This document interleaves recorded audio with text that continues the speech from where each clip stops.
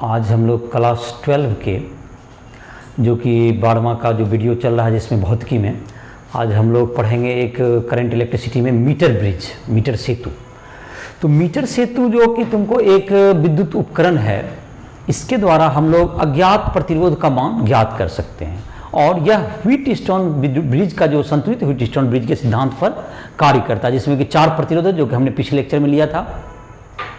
और इससे जो जुड़े हुए जो कि किरचॉफ के नियम और तुमको मीटर सेतु, इन सबों से जो जुड़े हुए जो कि तुमको जो न्यूमेरिकल हैं उसको हम लोग जो है अगले लेक्चर में लेंगे, जो कि एक अलग से उसका वीडियो उसका लेक्चर बना दिया जाएगा। तो आज हम लोग जो कि स्टार्ट कर रहे हैं जो कि मीटर सेतु है, तो यह भी तुमको परीक्षा के बोर्ड के एग्जाम के दृष्टिकोण से भी महत्वपूर्ण होता है। तो आज हम लोग इसमें मीटर सेतु देखते हैं। तो मीटर सेतु एक विद्युतीय यंत्र है जिसकी सहायता से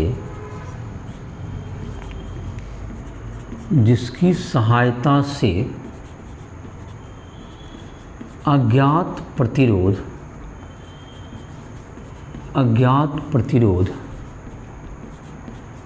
ज्ञात किया जा सकता है।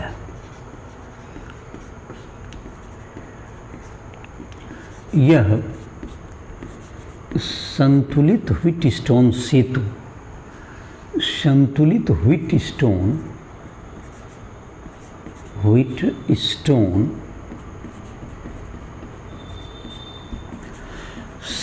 के सिद्धांत पर कार्य करता है। तो यह तुमको संतुलित व्हीटस्टोन सेतु के सिद्धांत पर कार्य करता है। तो इसका जो तुमको है संतुलित व्हीटस्टोन सेतु के सिद्धांत पर यह कार्य करता है। तो इसमें क्या होता है तुमको इसका जो बनावट है कुछ इस ढंग से हो सकता है। इसका बनावट, इसमें 1 मीटर लंबा एक तार होता है जिसके कि सभी जगह पर अनुप्रस्थ काट का क्षेत्रफल समान होता है। और तो इसको इस ढंग से इसकी बनावट हम लोग लिख सकते हैं, ड्रॉ कर सकते हैं। इसका पिक्चर 1 मीटर लंबा एक तार ले लेते हैं इसका, जिसका कि एक समान अनुप्रस्थ काट का, और यहाँ से तुमको रहता है एक जो है तुमको मेटल का, धातु का यहाँ पर बना हुआ रहेगा तुमको, जहाँ पर कि यहाँ से कनेक्ट करके इसमें एक प्रतिरोध यहाँ पर ज्ञात कर रहेगा और एक प्रतिरोध तुमको यहाँ से जोड़ दो, इसको प्रतिरोध को कनेक्ट कर सकते हैं इसको।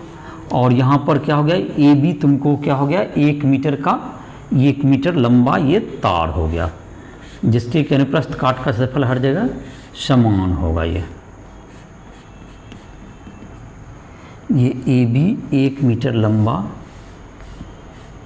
तार हो गया। ए इधर क्या है, ये बी है, ये ए बी 1 मीटर लंबा तार है।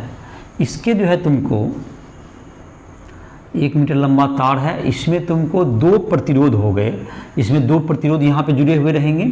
एक का इसमें ज्ञात प्रतिरोध होगा और एक अज्ञात प्रतिरोध। तो मान लेते हैं एक प्रतिरोध को आर मान लो और जो कि ज्ञात है, और एक प्रतिरोध जो कि अज्ञात है जिसको हम लोग एस मान लेते हैं। चलिए, एक अज्ञात और एक ज्ञात प्रतिरोध है और ये तुमको 100 सेंटीमीटर लंबा, ये इसमें 1 मीटर स्केल भी था जो कि चित्र में नहीं दिखा रहे हैं। और तुमको यहाँ से जो कि इसके बीच में तुमको जो रहेगा, ये मीटर सेतु से जो तुमको यहाँ पर गया हुआ है, इसमें एक तुमको यहाँ से एक सुग्राही गैल्वेनोमीटर रहता है जिसका कि जौकी तुमको इस पर टच करता है और इस पर मूव कर सकता है, इस तार पर ये मूव कर सकता है। इसको ये कुंजी है गैल्वेनोमीटर। ये क्या है, सुग्राही गैल्वेनोमीटर है। ये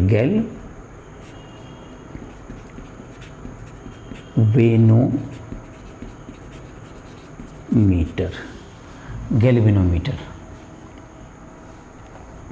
ये 100 सेंटीमीटर लंबा एक तार है। तो यह व्हीटस्टोन सेतु किसके सिद्धांत पर काम करता है, ये इसका जो है तुमको व्हीटस्टोन सेतु जो है तुमको एक संतुलित व्हीटस्टोन ब्रिज के सिद्धांत पर काम करेगा। इसमें लिख लेते हैं मीटर सेतु बनावट इसका जिक्र कर देते हैं। मीटर सेतु में दो धातु के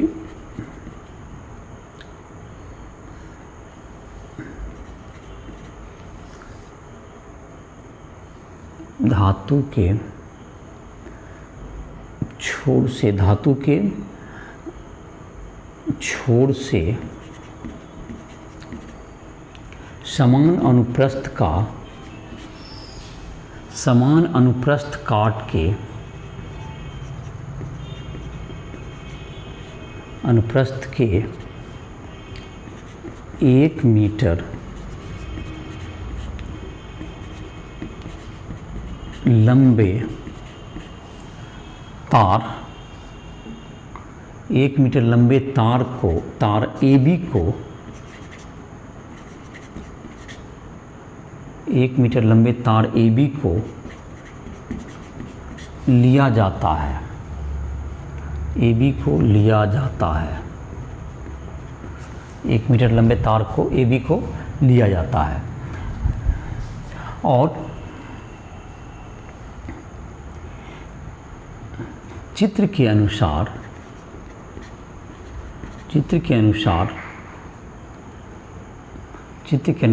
एक ज्ञात प्रतिरोध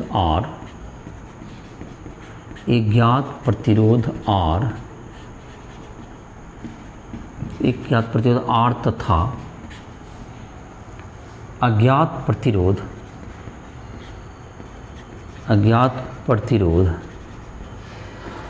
S को जोड़ दिया जाता है। ज्ञात प्रतिरोध S को जोड़ दिया जाता है। ज्ञात प्रतिरोध R और अज्ञात प्रतिरोध S को जोड़ दिया जाता है।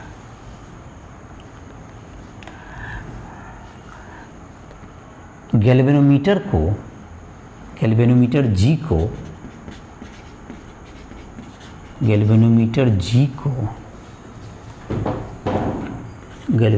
G को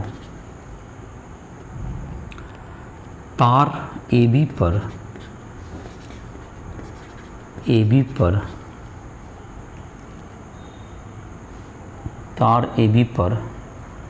गैल्वेनोमीटर G के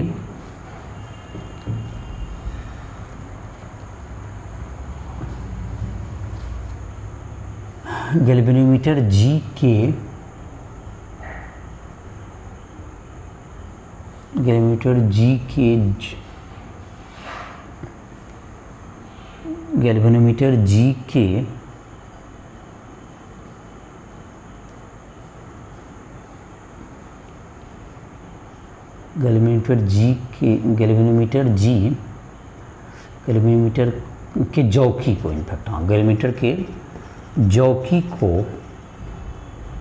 AB पर खिसकाया जा सकता है। जौकी होता है तुमको एक पकड़ने के लिए बना हुआ रहता है, जिसको पकड़ के आप आगे पीछे कर सकते हैं, जिससे कि उसमें करंट ना मारे। और इसको जो है, इसमें क्या रहेगा, एक जिसका भी चित्र में नहीं बनाया है तो उसको चित्र में बना के फिर लिख देते हैं। इसमें जो तुमको इसके सर्किट में एक तुमको जिसको ड्राइविंग सर्किट कहेंगे, एक बैटरी मतलब कि एक उच्च विभवांतर का एक सेल दे दीजिए और तुमको एक स्विच दे दीजिए, यहाँ पर एक स्विच दे दीजिए और एक तुमको चाहो तो एक रियोस्टेट दे सकते हो, जो कि अननोन प्रतिरोध कहते हैं, जो कि रियोस्टेट ये जोड़ दिया जाता है इसको, यहाँ से एक इसको रियोस्टेट ये तुमको, और इसको हम लोग कहते हैं रियोस्टेट। ये तुमको जो प्रतिरोध बॉक्स है, ये तुमको प्रतिरोध मतलब कि इसमें तुमको घटा के धारा को नियंत्रित किया जा सकता है। ये बैटरी है, ये स्विच है, ये कुंजी स्विच और ये बैटरी।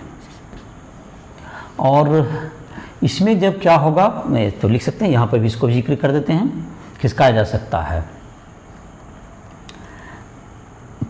तार में धारा प्रवाहित करने के लिए धारा प्रवाहित करने के लिए बैटरी कॉमा कुंजी एवं रियोस्टेट चित्र के अनुसार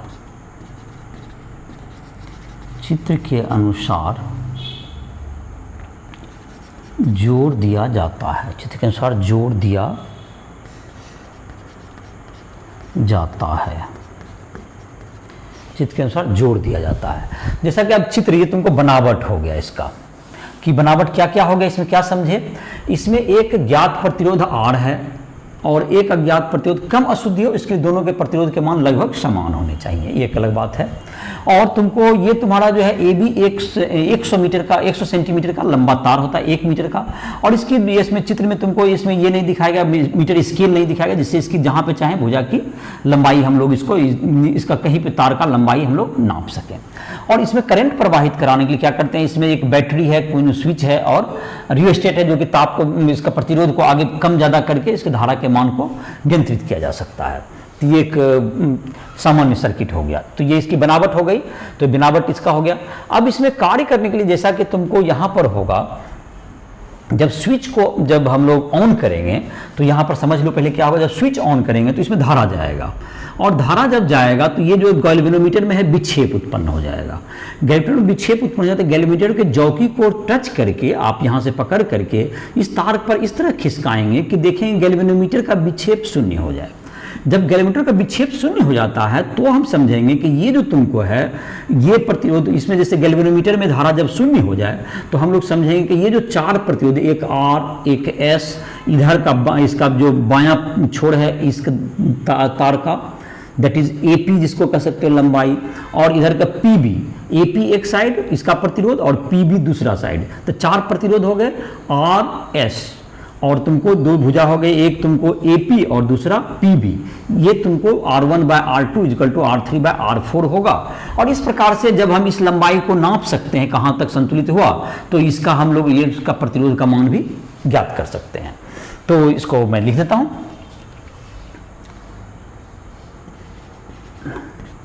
जब कुंजी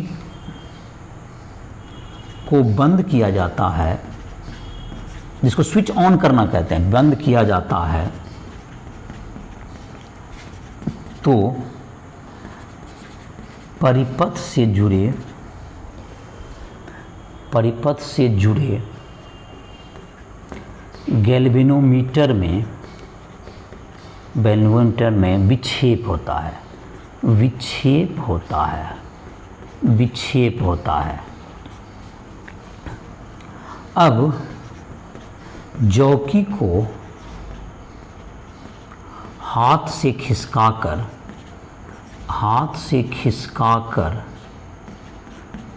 तार AB पर बिंदु P प्राप्त किया जाता है, क्या किया जाता है, जहां विक्षेप शून्य हो। यह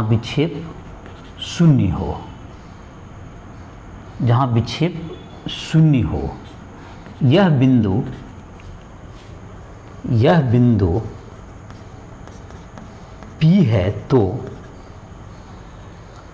तो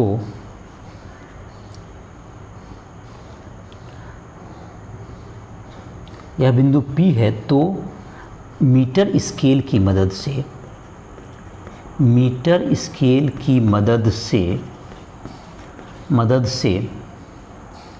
AP की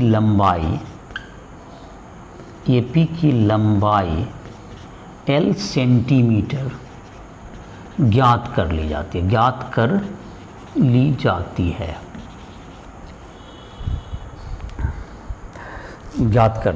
है।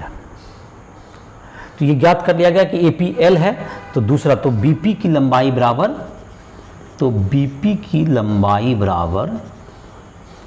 100 - L सेंटीमीटर। तो संतुलित ह्यूस्टन ब्रिज के सिद्धांत से, संतुलित ह्यूस्टन ब्रिज से क्या हो जाएगा तुमको, तो अगर इकाई लंबाई का प्रतिरोध R हो इकाई लंबाई का प्रतिरोध R हो, इकाई लंबाई का प्रतिरोध, इकाई लंबाई का प्रतिरोध R हो तो संतुलित व्हीटस्टोन ब्रिज से, संतुलित व्हीटस्टोन ब्रिज से R/S बराबर L into R/100 minus L into R। तो R तो तुम्हारा कट गया, तो अज्ञात प्रतिरोध S बराबर क्या होगा तुम्हारा 100 माइनस L/L गुना R। ये तुमको अज्ञात प्रतिरोध का इस तरह से मान ज्ञात होगा। संतुलित व्हीटस्टोन ब्रिज में याद होगा क्या होता था तुमको R1/R2 बराबर R3/R4। एक प्रतिरोध ये हो गया, एक प्रतिरोध ये हो गया। ये लंबाई L है तो इसका प्रतिरोध हो गया LR हो गया, 1 सेंटीमीटर में प्रतिरोध है, तो इधर का कितना हो गया 100 माइनस L इंटू R हो गया। तो ये तुम्हारा इसका हो गया। तो एक मीटर ब्रिज से तुम्हें क्या हो गया तुम्हारा एक इसके द्वारा अज्ञात प्रतिरोध को हम लोग ज्ञात कर सकते हैं। अनुप्रस्थ काट ए भी जो है 100 सेंटीमीटर लंबा समान अनुप्रस्थ काट का एक तार होता है इसमें, और इसमें दो जो है तुमको एक अज्ञात प्रतिरोध, एक ज्ञात प्रतिरोध R और S को जोड़ दिया गया। उसके बाद जो है इसमें धारा प्रवाहित कराया गया। धारा जब व्हीटस्टोन ब्रिज संतुलित होगा तो जहां पर कि इसमें एपीएम गैल्वेनोमीटर से होकर धारा नहीं जाएगा, तो संतुलित व्हीटस्टोन ब्रिज के सिद्धांत में हम लोग पढ़े थे R1/R2 equal to R3/R4। R1 मतलब that is R, R2 that is S, R3 मतलब इतना एपी का प्रतिरोध जहां पर संतुलित हुआ, इधर की लेफ्ट वाली लंबाई और इधर की तरफ 100 में L घट जाएगा, तो उसका प्रतिरोध, और इस प्रकार से इसके द्वारा S का मान हमको ज्ञात हो जाएगा। तो इसके द्वारा तुम लोग मीटर सेतु का क्या कर सकते हो। इस लेक्चर में तुमने मीटर सेतु के बारे में पढ़ा, जो कि तुमको बोर्ड के परीक्षा में भी ये भी तुमको एक पूछा जाता है, तो इसको हमने अलग से लेक्चर में ही इसको बता दिया। और इसके जितने न्यूमेरिकल जो जुड़े हुए जो एनसीईआरटी बुक में है उसको हम एक लेक्चर में ही बता देंगे, और इसके बाद जो है तुमको विभव मापी इन सबों की पढ़ाई होगी।